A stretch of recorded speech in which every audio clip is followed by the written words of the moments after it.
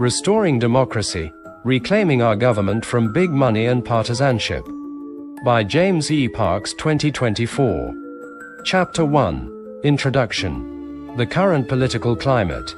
Our democracy is at a critical juncture, facing unprecedented challenges. Partisanship, corporate influence, and erosion of democratic norms threaten the very fabric of our political system. The need for reform. Addressing these issues requires comprehensive reforms that restore balance, transparency, and accountability in our government. This book outlines key areas for reform and proposes practical solutions to safeguard our democracy. Chapter 2. The Balance of Power. Historical context. The power to appoint and remove executive branch officials has been a contentious issue since the founding of the United States. The Constitution grants the President the power to appoint certain officials with the advice and consent of the Senate. But it is less explicit about removal powers. Arguments for Senate involvement in removals. 1. Checks and balances. Requiring Senate approval for removals would strengthen the checks and balances system, preventing the President from wielding too much unilateral power. 2. Stability and continuity. It would ensure more stability in the administration by protecting officials from being removed on a whim, which could be disruptive. 3. Accountability.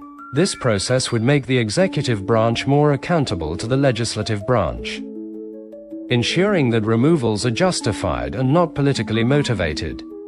Arguments against Senate involvement in removals.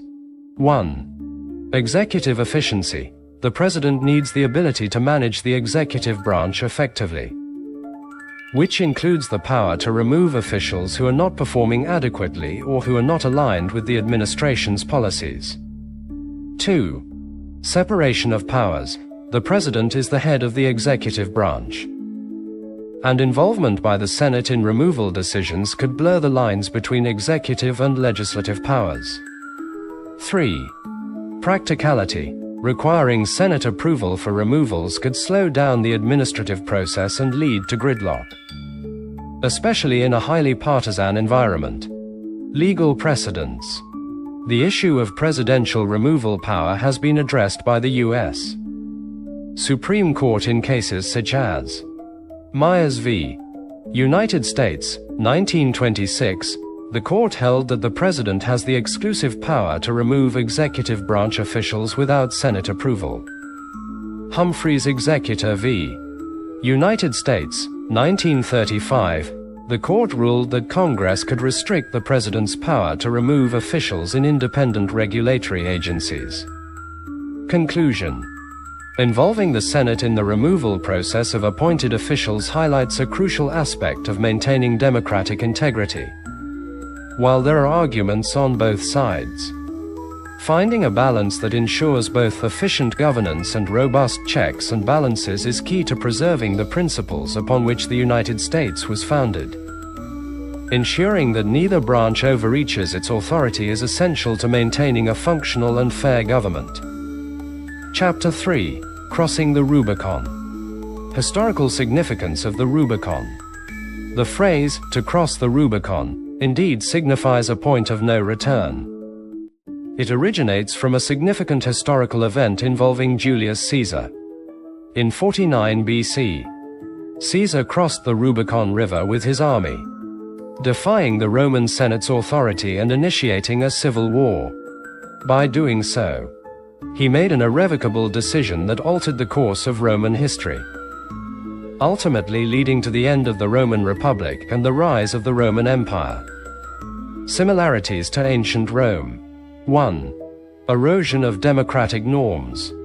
Just as Caesar's crossing of the Rubicon represented a challenge to the authority and norms of the Roman Senate, modern parallels can be seen in actions that undermine democratic institutions and processes. 2. Consolidation of power. Caesar's act led to the centralization of power in a single ruler, transitioning Rome from a republic to an empire. Similarly, actions that concentrate power in the hands of a few, or one, at the expense of democratic checks and balances. Echo this historical precedent. 3. Political polarization. The intense political divisions of late Republican Rome are mirrored in today's hyper-partisan environment. This polarization often leads to gridlock, eroding the functionality of democratic governance and making extreme actions more likely. 4. Public disillusionment. The disillusionment of the Roman populace with the existing order facilitated Caesar's rise. Today, widespread dissatisfaction with political institutions can create fertile ground for anti-democratic movements. Has the Rubicon been crossed? Determining whether the modern Rubicon has been crossed involves evaluating whether recent actions have irrevocably damaged democratic structures or if there is still potential for restoration and reform. Key indicators might include institutional resilience. Are democratic institutions capable of withstanding and correcting anti-democratic actions, if they are robust enough to restore norms and enforce accountability? The point of no return may not yet be reached. Public engagement. Is there significant public will and mobilization to defend democratic principles? A vibrant civil society and active citizenry can act as a bulwark against authoritarian tendencies. Leadership commitment. Are political leaders committed to upholding democratic norms? Even at personal or partisan cost, leadership plays a critical role in either exacerbating or mitigating democratic erosion. Conclusion. While there are striking similarities between ancient Rome's decline and contemporary challenges to democracy, whether the Rubicon has truly been crossed remains a matter of perspective. The potential for recovery hinges on the resilience of institutions, the engagement of the public, and the integrity of leaders. It's crucial to remain vigilant and proactive to ensure that we do not follow in the footsteps of ancient Rome. Chapter 4. The influence of big money in politics. The root cause: big money. The root of our democratic decay lies in two words: big money. The Republican Party has morphed into a mere puppet, manipulated by colossal corporations. Their policies serve the interests of the wealthy elite, not the everyday American. This symbiotic relationship means that even if the Republican Party vanished today, another right-wing entity would quickly rise, serving the same corporate masters. Our struggle would continue unabated, and the cycle of exploitation would persist. Codetermination, empowering workers. To break this vicious cycle, we must confront the true enemy, the unbridled influence of corporate wealth on our politics. Imagine a world where labor representatives hold 50% of the seats in corporate boardrooms, wielding full, enforceable voting power. This would ensure that any corporate agenda presented to the government would genuinely reflect the needs and voices of working Americans. For once, the average worker would no longer be a disposable commodity, but a vital stakeholder with a significant say in corporate decisions. Nonpartisan leadership in Congress. But this is only half of the battle. The partisan stranglehold on our government must also be dismantled. We need a nonpartisan Speaker of the House and committee chairs to curb the hyper-partisan atmosphere that stifles true democratic governance. The current system allows the Speaker to dictate the legislative agenda, often sidelining bills that could benefit the populace in favor of those that serve corporate interests.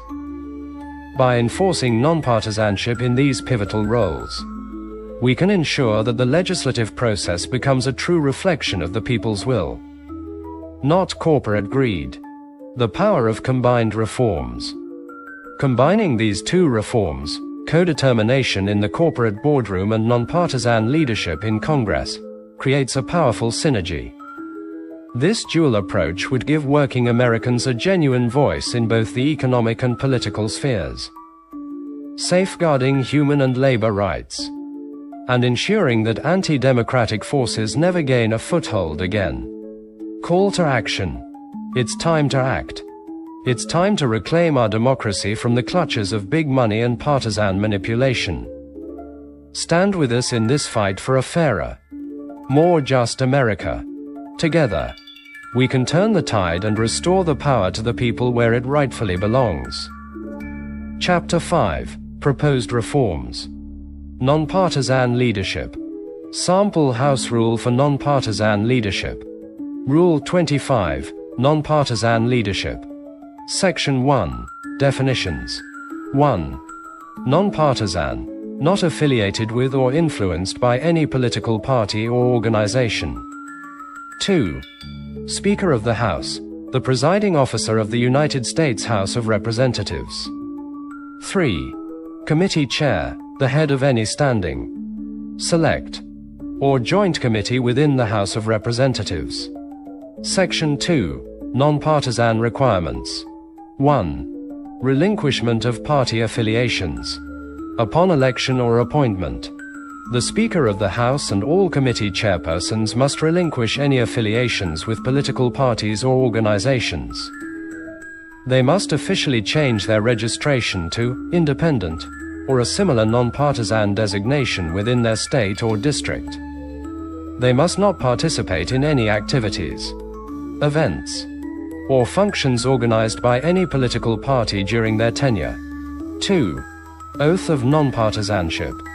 The Speaker of the House and all committee chairpersons must take an oath to conduct the business of the House or committee in a strictly nonpartisan manner.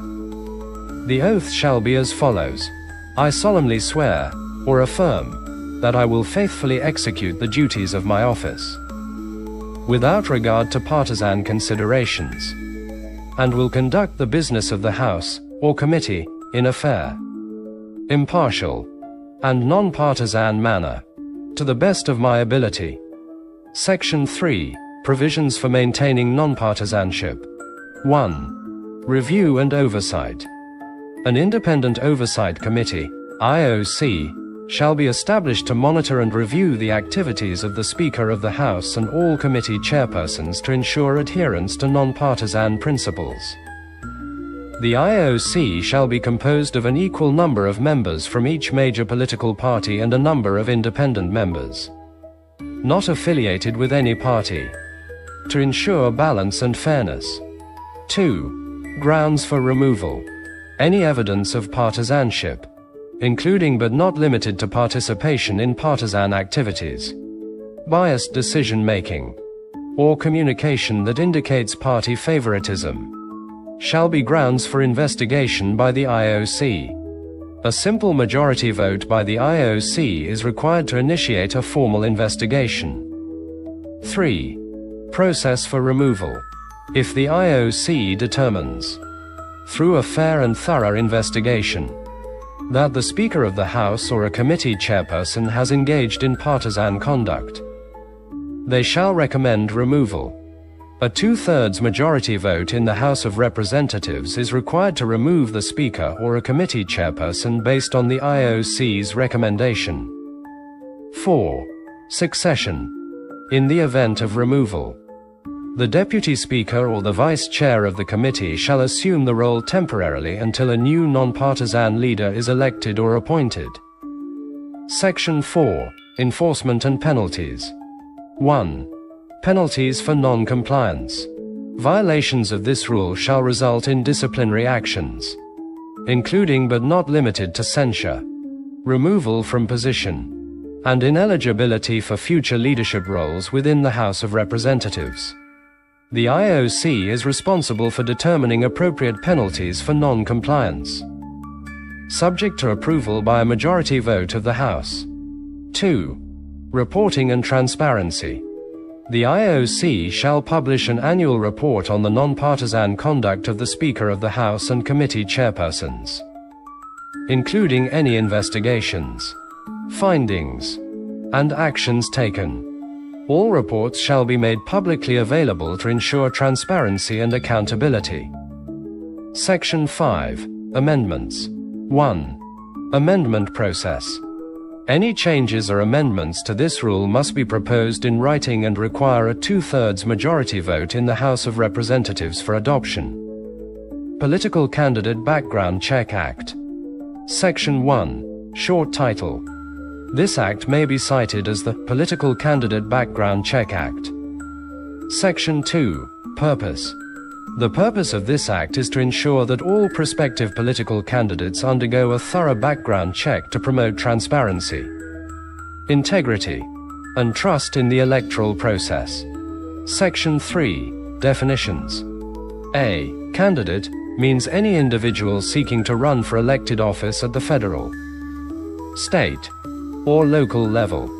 B. Background check means the process of reviewing a candidate's criminal history, financial history, and other relevant information to determine eligibility for public office. Section 4. Background check requirement. A. No individual shall be eligible to have their name placed on the ballot for any elected office without first undergoing a comprehensive background check as described in this Act. B. The background check shall include, but not be limited to: 1. A criminal history check conducted by the Federal Bureau of Investigation, FBI. 2. A review of financial records, including tax returns for the past 10 years. 3. Verification of educational and employment history. 4. Any other relevant checks deemed necessary by the Election Commission. Section 5. Implementation and oversight. A. The Election Commission shall be responsible for overseeing the implementation of this Act. B. The Election Commission shall establish guidelines and procedures for conducting background checks on prospective candidates. C. The Election Commission shall ensure that all background checks are completed within 60 days of a candidate's declaration of intent to run for office. Section 6. Confidentiality. A. The results of the background check shall be confidential and used solely for determining a candidate's eligibility for the ballot. B. Unauthorized disclosure of background check results by any individual or entity shall be subject to penalties as prescribed by law.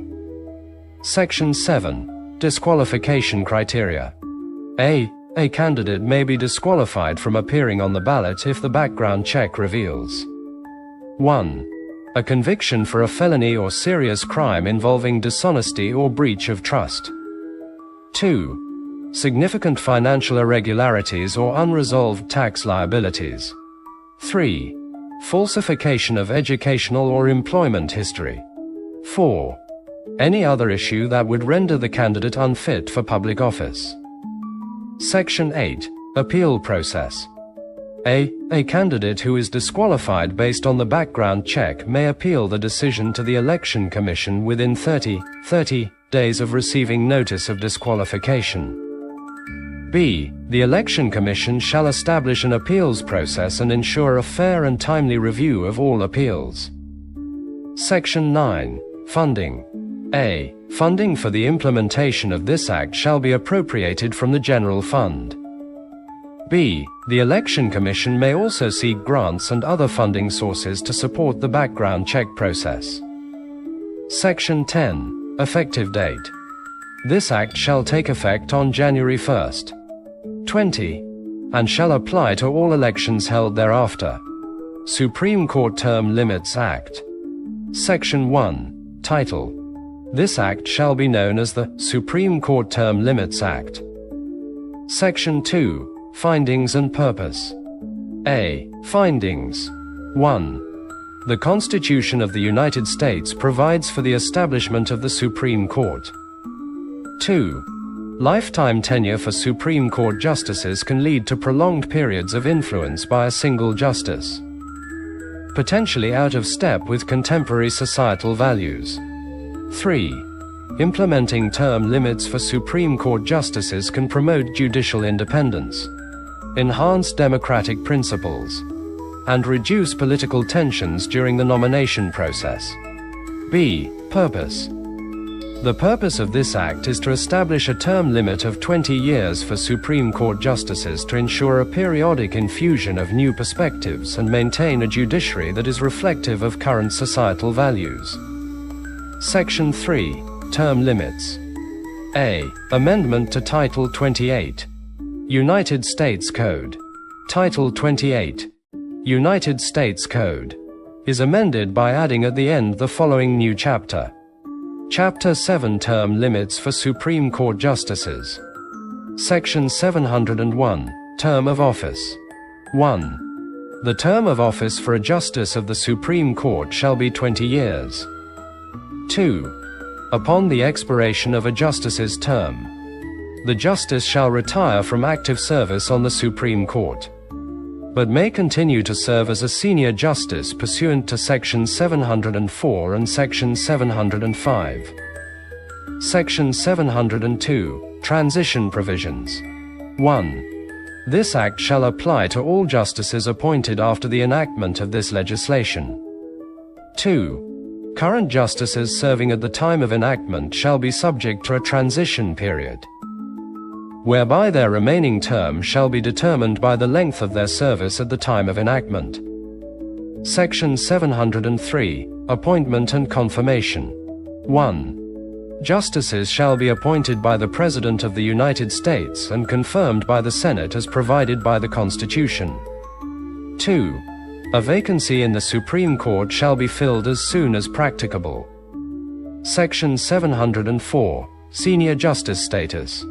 1. Upon completion of a 20-year term, a justice may elect to assume senior status. 2. Senior justices may perform judicial duties as assigned by the Chief Justice and may participate in cases by designation, but shall not have a vote in the decisions of the full court. Section 705, Compensation and Benefits. 1. Justices who assume senior status shall receive the same compensation and benefits as active justices. 2. No reduction in compensation or benefits shall occur as a result of assuming senior status. Section 4, Effective Date. This Act shall take effect upon enactment. Section 5, Severability. If any provision of this Act, or the application thereof, is held invalid, the remainder of the Act shall not be affected thereby. Accountability in Executive Removals Act. Section 1, Short Title. This Act may be cited as the Accountability in Executive Removals Act. Section 2, Requirement for Senate Approval of Removals. A. Applicability. This Act applies to any executive branch official who was appointed with the advice and consent of the Senate. B. Removal Procedure. 1. The President may not remove any such official without first submitting a written notice of intent to remove to the Senate. 2. The Senate shall have 30 days to approve or disapprove the proposed removal. 3. If the Senate does not act within 30 days, the removal shall be deemed approved. C. Emergency Provision. 1. In cases where the President determines that immediate removal is necessary to protect national security or public safety, the President may temporarily suspend the official for up to 30 days pending Senate approval. Section 3. Exceptions. This Act shall not apply to positions where removal is governed by specific statutes or where the Constitution grants the President exclusive removal authority. Section 4. Effective Date. This Act shall take effect 90 days after its enactment. Chapter 6, Addressing Political Frustration. Constructive ways to address political frustration. Stay informed and educated. Continue to educate yourself about political developments and the implications of recent decisions. Understanding the nuances can help you better articulate your concerns and advocate for change. Engage in activism. Get involved in political activism and advocacy. Support organizations and movements that align with your values, such as those promoting secularism, human rights, and democratic reforms. Support progressive candidates. Vote for and support political candidates who prioritize democratic principles, transparency, and accountability. Encourage others to do the same. Build community. Connect with like-minded individuals and communities. Sharing your concerns and working together towards common goals can provide support and amplify your efforts. Advocate for reform. Push for systemic reforms that can help safeguard democracy. This includes advocating for campaign finance reform, term limits, nonpartisan commissions, and greater transparency in government. Use your voice. Write op-eds. Participate in discussions. And use social media to voice your concerns and spread awareness. Engaging in constructive dialogue can help shift public opinion and influence policymakers. Consider legal and civil actions. Support or participate in legal challenges against policies and actions that undermine democratic principles. Civil society organizations often play a crucial role in such efforts. Focus on local and state politics. Sometimes, significant change can start at the local or state level. Engage with local and state politics to affect change in your immediate community. Self-care. Political activism can be draining. Ensure you take care of your mental and emotional well-being by taking breaks, seeking support, and practicing self-care. Conclusion. While the situation may seem dire, it's important to remember that democratic systems have built-in mechanisms for change and resilience. By staying engaged and advocating for your values, you can contribute to positive change. Ensuring your well-being while participating in these efforts is crucial for sustained and effective activism. Chapter 7. Future Outlook. Potential impact of proposed reforms. Implementing the proposed reforms can have a profound impact on restoring and strengthening democratic processes. Term limits, nonpartisan leadership, and greater transparency can lead to a more accountable and representative government. Ongoing engagement. Continued public engagement is essential to maintaining momentum for these reforms. Citizen involvement, advocacy, and voting are key to ensuring that democratic principles are upheld. Building a better democracy. Building a better democracy requires a commitment to fairness, equity, and transparency. By supporting and enacting these reforms, we can create a political system that truly represents the interests of all citizens. Chapter 8. Conclusion. Recap of key points. This book has outlined the critical challenges facing our democracy, including the influence of big money, partisanship, and the erosion of democratic norms. It has proposed comprehensive reforms to address these issues and restore balance and accountability in government. Final call to action. Now is the time to act. By advocating for these reforms and staying engaged in the political process, we can reclaim our democracy from the clutches of big money and partisan manipulation.